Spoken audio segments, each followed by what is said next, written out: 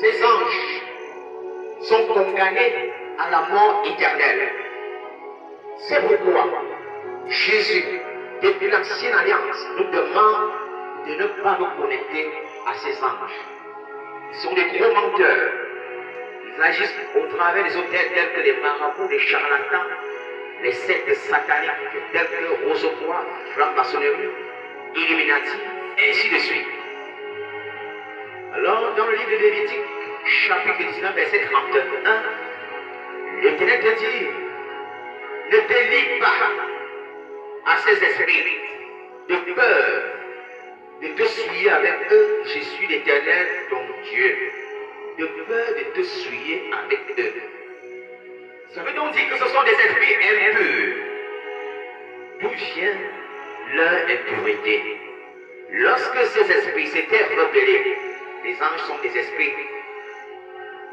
Ils ont des corps célestes.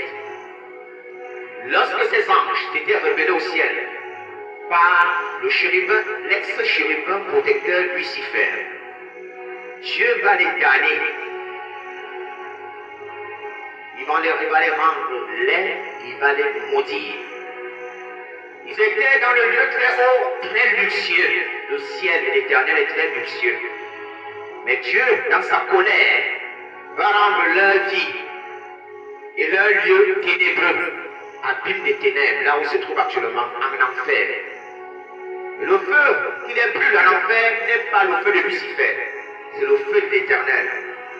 Alors, si tu as peur de Satan, aie encore plus peur de celui qui châtie Satan. C'est ce que l'apôtre Paul nous dit encore dans 1 Corinthiens chapitre 10. Nous ferons participer à la table de Jésus-Christ.